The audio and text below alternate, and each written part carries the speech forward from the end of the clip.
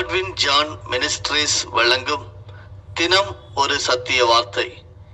இந்த ஆடியோ நிகழ்ச்சிக்கு உங்களை அன்புடன் வரவேற்கிறோம்.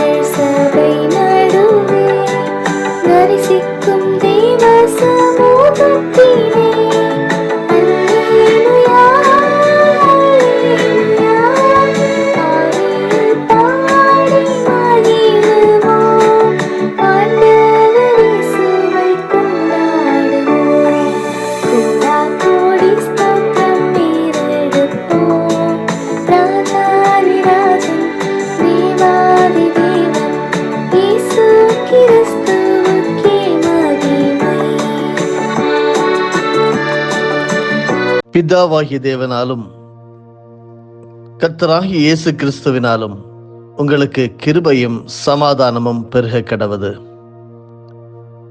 தினம் ஒரு சத்திய வார்த்தை ஆடியோ நிகழ்ச்சிக்கு உங்களை இயேசுவின் நாமத்தினாலே வாழ்த்துகிறோம், வரவேற்கிறோம்.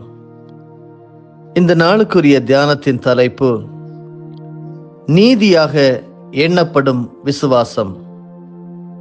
திருமறையின் ஆதார வார்த்தை ரோமர் 4:5.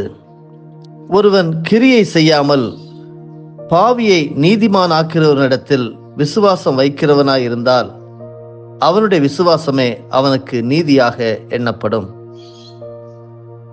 இன்றைய முதலாவது தியான பகுதியாகிய ரோமர் 4 முதல் 12 வசனங்களையும் சேர்ந்து படிப்போம்.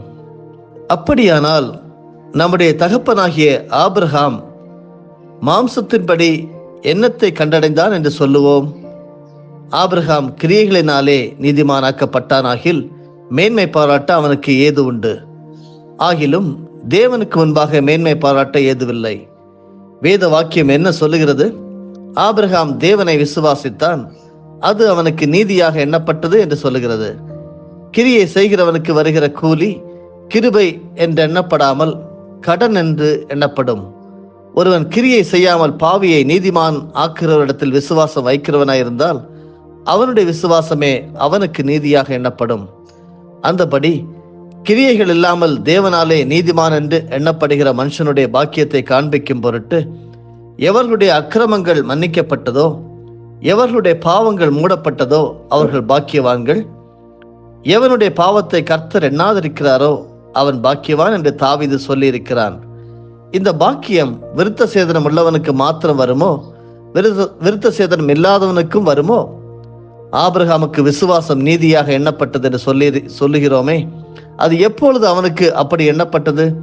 அவன் விருத்த சேதனம் உள்ளவனாய் இருந்த போதோ, விருத்த சேதனம் இல்லாதவனாய் இருந்த போதோ? விருத்த சேதனம் உள்ளவனாய் இருந்த போதல்ல, விருத்த சேதனம் இல்லாதவனாய் இருந்த போதே. மேலும் விருத்த சேதனம் இல்லாத காலத்தில் அவன் விசுவாசத்தினாலே அடைந்த நீதிக்கு முத்திரையாக விருத்த சேதனமாகிய அடையாளத்தை பெற்றான். விருத்த சேதனம் இல்லாதவர்களாய் விசுவாசிக்கிற யாவருக்கும் நீதி எண்ணப்படும் பொருட்டாக அவர்களுக்கு அவன் தகப்பனாய் இருக்கும்படிக்கும் விருத்த சேதனத்தை பெற்றவர்களாய் மாத்திரமல்ல, நம்முடைய தகப்பனாகிய ஆபிரகாம் விருத்த சேதனம் இல்லாத காலத்தில் அடைந்த விசுவாசமாகிய அடிச்சுவடுகளில் நடக்கிறவர்களாயும் இருக்கிறவர்களுக்கு தகப்பனாய் இருக்கும்படிக்கும் அந்த அடையாளத்தை பெற்றான். நீதியாக எண்ணப்படும் விசுவாசம்.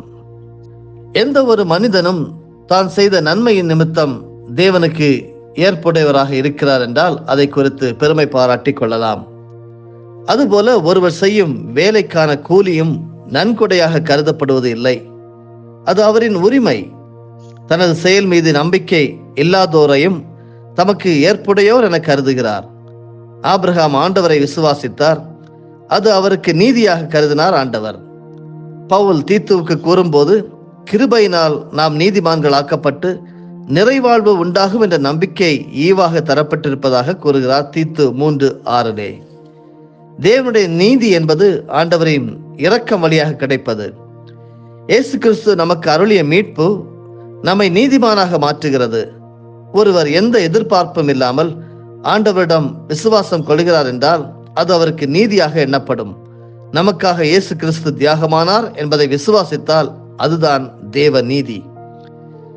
இப்படித்தான் பிரின்ஸ் என்ற பக்தி மிக்க ஒரு போதகர் ஒரு சபையை நடத்தி வந்தார். இவரின் பணி மக்களை வெளிச்சத்துக்கு நேராக வழிநடத்தியது. முற்போக்கும் மானிட நேயமும் கொண்ட இவர் ஒரு நாள் பிரதான சாலை ஒன்றில் அதிவேகமாக தனது காரை ஓட்டி சென்றார். இதை பார்த்த காவல்துறையினர் இவரை கைது செய்து நீதிபதி முன்பாக நிறுத்தினார்கள். நீதிபதி இந்த போதகரின் சபை உறுப்பினர், அவரின் தீவிர விசுவாசி. ஆயினும் நீதிபதி நீதி நியாயப்படி 5000 ரூபாய் அபராதம் விதித்தார். பின் அந்த தொகையை நீதிபதியை கட்டிவிட்டார். நற்செய்தியாளர் விடுதலை பெற்றார்.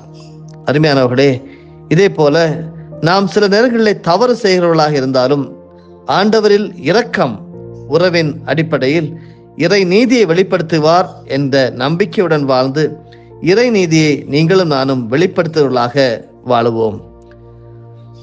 வேதாகமத்திலே லூக்கா எழுதின சுவிசேஷம் 7வது அதிகாரம் வசனம் 9 இவ்வாறாக சொல்லுகிறது, இஸ்ரவேலருக்குள்ளும் நான் இப்படிப்பட்ட விசுவாசத்தை காணவில்லை என்று. லூக்கா 7வது அதிகாரம் முதல் 9 வசனங்களிலே ஒரு சம்பவம் கொடுக்கப்பட்டிருக்கிறது. அதை படிப்போம். இயேசு தம்முடைய வார்த்தைகளை எல்லாம் ஜனங்களுடைய காதுகள் கேட்கும்படி சொல்லி முடித்த பின்பு கப்பர் நகுமுக்கு போனார். அங்கே 100க்கு அதிபதியாகிய ஒருவனுக்கு பிரியமான வேலைக்காரன் வியாதிப்பட்டு மரண அவஸ்தையாயிருந்தான். அவன் இயேசுவை குறித்து கேள்விப்பட்ட போது அவர் வந்து தன் வேலைக்காரனை குணமாக்க வேண்டும் என்று அவரை வேண்டிக் கொள்ளும்படி யூதருடைய மூப்பரை அவரிடத்தில் அனுப்பினான். அவர்கள் இயேசுவினிடத்தில் வந்து அவரை கருத்தாய் வேண்டிக் கொண்டு, நீர் இந்த தயவு செய்கிறதற்கு அவன் பாத்திரனாய் இருக்கிறான். அவன் நம்முடைய ஜனத்தை நேசிக்கிறான். நமக்கு ஒரு ஜெப ஆலயத்தையும் கட்டினான் என்றார்கள். அப்பொழுது இயேசு அவர்களுடனே கூட போனார். வீட்டுக்கு சமீபம் ஆன போது 100க்கு அதிபதி தன் சிநேகிதரை நோக்கி, நீங்கள் அவரிடத்தில் போய், ஆண்டவரே, நீர் வருத்தப்பட வேண்டாம். நீர் என் வீட்டு வாசலுக்குள் பிரவேசிக்க நான் பாத்திரன் அல்ல. நான் உம்மிடத்தில் வரவும் என்னை பாத்திரனாக எண்ணவில்லை. ஒரு வார்த்தை மாத்திரம் சொல்லும், அப்பொழுது என் வேலைக்காரன் சுஸ்தமாவான். நான் அதிகாரத்துக்கு கீழ்ப்பட்டவனாயிருந்தும் எனக்கு கீழ்ப்பட்டிருக்கிற சேவகரும் உண்டு. நான் ஒருவனை போவென்றால் போகிறான், மற்றொருவனை வா என்றால் வருகிறான். என் வேலைக்காரனை இதை செய் என்றால் செய்கிறான் என்று நான் சொன்னதாக சொல்லுங்கள் என்று அவர்களை அனுப்பினான். இயேசு இவைகளை கேட்டு அவனை குறித்து ஆச்சரியப்பட்டு திரும்பி தமக்கு பின் செல்கிற திரளான ஜனங்களை நோக்கி, இஸ்ரவேலருக்குள்ளும் நான் இப்படிப்பட்ட விசுவாசத்தை காணவில்லை என்று உங்களுக்கு சொல்லுகிறேன் என்றார். அருமையானவர்களே, இது ஒரு ஆச்சரியமான ஒரு விசுவாசம். அதிகாரத்தில் இருப்போரில் பெரும்பான்மையானோர் தம் கீழ் பணி செய்வோரை குறித்து கரிசனை கொள்வதில்லை. தம் அதிகாரத்தை பயன்படுத்தி கட்டுப்படுத்துவர். ஆனால் இந்த கருத்தியலுக்கு மாற்றாக இந்த 100க்கு அதிபதி உள்ளார். ரோம பேரரசின் படையின் பொறுப்பினை பெற்றிருந்தாலும் இயேசு கிறிஸ்துவின் போதனையாகிய நீ உன்னிடத்தில் அன்பு கூறுவது போல பிறனிடத்திலும் அன்பு கூறுவாயாக என்பதற்கு செயல் வடிவம் கொடுப்பவராக வாழ்ந்து வந்தார். இந்த மனிதர் சமுதாயத்தில் முன்மாதிரி உள்ள ஒரு மனிதராக வாழ்ந்தார். 100க்கு அதிபதி இயேசு கிறிஸ்துவை குறித்து தெளிவான புரிதல் கொண்டவராக இருந்தார். அவர் போதனைகளையும் அவர் செய்த அற்புதங்களையும் பார்த்திருப்பார். இல்லை என்றால் கேள்விப்பட்டிருப்பார், அறிந்திருப்பார். இது அவரது விசுவாசத்திற்கு அடிப்படை காரணம். இயேசு கிறிஸ்துவால் மட்டுமே தன்னுடைய ஊழியக்காரர் நலம் பெறுவார் என முழுமையாக நம்பிக்கை கொண்டதால் யூதர்களுடைய மூப்பர்களை இயேசுவினிடத்திற்கு அனுப்புகிறார். இயேசு கிறிஸ்து 100க்கு அதிபதியின் வீட்டிற்கு சற்று தொலைவில் வந்து கொண்டிருக்கும் போது 100க்கு அதிபதி தம் நண்பர்களை அனுப்பி, ஐயா, நீர் என் வீட்டுக்குள் அடியெடுத்து வைக்க நான் தகுதியற்றவன். ஆனால் ஒரு வார்த்தை சொல்லும், என் ஊழியக்காரன் நலமடைவான் என்கிறார். அருமையானவர்களே, இதை கேட்ட இயேசு கிறிஸ்து அவரை குறித்து வியப்படைந்தார். யூதர் அல்லாத மனிதரிடம் இருந்த அந்த விசுவாசம் அவரை வியப்படைய செய்தது. தம்மை பின்தொடர்ந்து வந்த மக்கள் கூட்டத்தினை பார்த்து இயேசு சொல்லுகிறார், இஸ்ரவேலர்களுக்குள்ளும் இத்தகைய விசுவாசத்தை நான் காணவில்லை என்று உங்களுக்குள் சொல்லுகிறேன் என்றார். இயேசு கிறிஸ்து ஊழியம் செய்த போது யூதர்களை அவர் சமாதானப்படுத்த, நிறைவுபடுத்த பல காரியங்களை செய்து பார்த்தார். ஆனால் அவர்களுக்கு இயேசு கிறிஸ்து மீது விசுவாசம் வளரவில்லை என்பதை நாம் எல்லாரும் அறிந்ததே. 100க்கு அதிபதியின் வாழ்வும் விசுவாசமும் நம் அனைவருக்கும் ஒரு நற்சான்று. நம் வாழ்வு சூழலில் எல்லாரிடமும் நாம் அன்பாக இருக்க கற்றுக்கொள்வோம். அருமையானவர்களே, நல்லவைகளை பிறருக்கு செய்வோம். நம் வாழ்வு முழுமையுமாக கிறிஸ்துவை பிரதிபலிக்கிறதாக இருக்கட்டும். கிறிஸ்துவில் கொள்ளும் விசுவாசத்தில் உறுதியாக இருப்போம். நிச்சயமாகவே ஆச்சரியமான விசுவாசம் என்று சொல்லி உங்களையும் என்னையும் பார்த்து இயேசு கிறிஸ்து சார்ந்து பகர்வார். இன்று நாம் தியானம் செய்த நீதியாக எண்ணப்படும் விசுவாசம், ஆச்சரியமான விசுவாசம் என்கிற தலைப்பிலே அழகாக பரிசுத்த ஆவியானவர் நமக்கு கற்றுத்தந்தார். அந்த இரக்கம் நிறைந்த ஆண்டவருக்கு நன்றி செலுத்தும் முகமாக நம்மை அர்ப்பணிப்போம். இந்த நாள் நம் அனைவருக்கும் மகிழ்வான நாளாக அமையட்டும். ஜெபிப்போம். அன்பின் பரலோக பிதாவே, ஆண்டவராகிய இயேசு கிறிஸ்துவின் மூலமாக உம்மிடம் வருகிறோம். என்னோடு இந்த ஜெபத்திலே கலந்து கொண்டிருக்கிற ஒவ்வொரு பரிசுத்தவான்களையும் என்னையும் சேர்த்து நாங்கள் எங்களை அர்ப்பணித்து ஜெபிக்கிறோம். என்னுடைய விசுவாசம் எந்த அளவாக இருக்கிறது? அந்த அளவு என்பது நீதியாக வாழும் எங்களுடைய வாழ்வே அதற்கு சார்ந்தாக இருக்கிறது என்று சொல்லி நான் கற்றுக்கொண்டிருக்கிறோம்.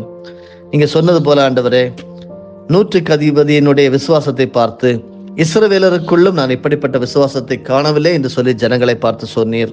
இன்றைக்கும் உம்முடைய பேச்சு அப்படியாகத்தான் இருக்கும். என்னுடைய விசுவாசம் சில நேரங்களிலே பிந்தி சென்று விடுகிறது, அவிசுவாசமாக மாறிவிடுகிறது. உம்மிடமிருந்து தடம் புரண்டு போகிறோம். எங்களை மன்னிக்க வேண்டுமா ஜெபிக்கிறோம். பற்றுறுதியிலே உம்மேல் நம்பிக்கை கொண்டவர்களாக தொடர்ந்து எல்லாரிடமும் அன்பாக இருந்து நல்லவைகளையே பிறருக்கு செய்து என்னுடைய வாழ்வு முழுமையாக இயேசு கிறிஸ்துவை பிரதிபலிக்கிற வாழ்வாக இருக்கும்படியாக எங்களை அர்ப்பணிக்கிறோம். ஆண்டவரே, உம்மேல் நாங்கள் வைத்திருக்கிற விசுவாசத்திலே உறுதியாக இருக்க உதவி செய்யும். தகுதியற்ற எங்களில் உம்முடைய பேரிரக்கத்தை பொழுது தொடர்ந்து ஆற்றல் படுத்தும், ஆசீர்வதியும். இயேசு கிறிஸ்துவின் மூலமே பிதாவே, ஆமேன். என் ஆத்துமாவே கர்த்தரை ஸ்தோத்தரி, என் முழு உள்ளமே அவருடைய பரிசுத்த நாமத்தை ஸ்தோத்தரி. என் ஆத்துமாவே கர்த்தரை ஸ்தோத்தரி, கர்த்தர் செய்த சகல உபகாரங்களையும் மறவாதே. ஆமேன்.